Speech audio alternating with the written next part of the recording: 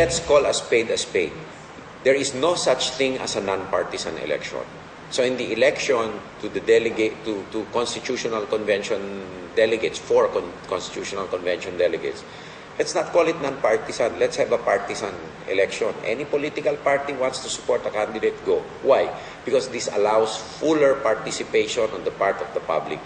And even a future president, if it be me, I will be free to advocate to the public, to use public opinion, to also help influence charter change members rather than me going through the back room.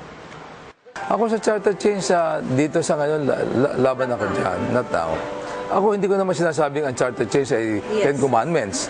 Pwede palitan dyan, pwede mag-amendment dyan. Pero ano man ang babaguhin mo ngayon, 1 year to go, o less than 1 year to go, 9 months to go na lang, ay hindi na maganda at ayaw na ng tao.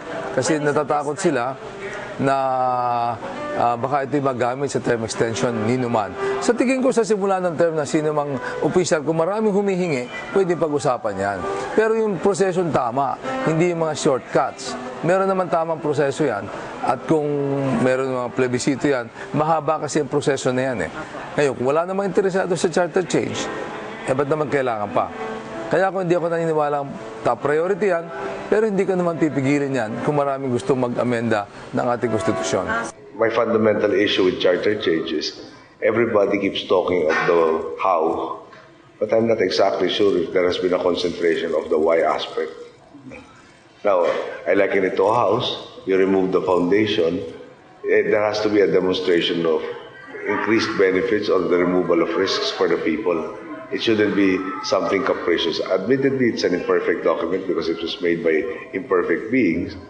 But in the course of trying to make it better, do we risk losing a lot of the provisions that only happened because it had come after the martial law period? Yung weakening, for instance, of or increasing rather the grounds for warrantless arrests. No? Will there be a tendency for, shall we say, a less liberal constitution, meaning more restrictive, more diminution of the rights of the people? I'm not for that. My standard is not charter change should be implemented now. It should be after 2010 election. That is very important because the future of our government lies on our constitution. And we cannot allow these corrupt congressmen to write our constitution.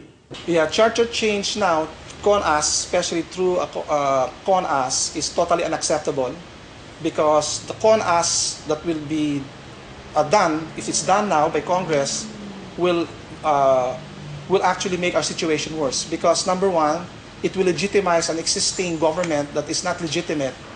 I always have considered in my writings publicly that Arroyo is an illegitimate president, and what we have is basically a citizens' junta governed by her, and so we don't really have a democracy right now. And so to have our charter changed, ang saligang batas, our constitution changed by a group of people, of politicians that have no legitimacy, is actually totally unacceptable. Well, first I proposed, I did not vote for this constitution. I even campaigned against it. I still don't think it's a good constitution.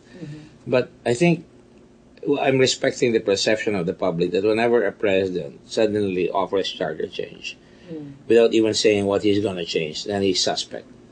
So that is why I've suggested that we conduct charter change after this election, and that it becomes an issue. What would the congressmen and the senators who are running do to change the charter? Because I don't believe we should call a con-con. Con-con is darn right expensive. It has no, once it is created, it has a power of its own. It will amend everything. It will overhaul it. I am in favor of partial changes in the Constitution. Slowly but surely changing a particular bill, portion of the Constitution.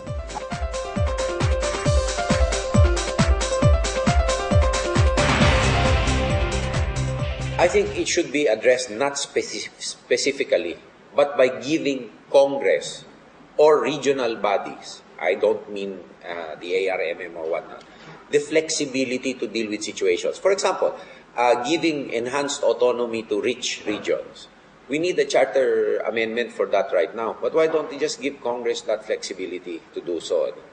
And secondly, by opening up prohibited areas of economic activity reserved for Filipinos or whatnot, we may expand the revenue base and give a bigger pie for everybody for our national budgetary purposes. No? Thirdly, it may also allow enhanced autonomy for certain regions. Like Cebu, for example, if we allow them to charter their own companies and get income from that, it may provide even a counterbalance for efficiency purposes against the national government standard.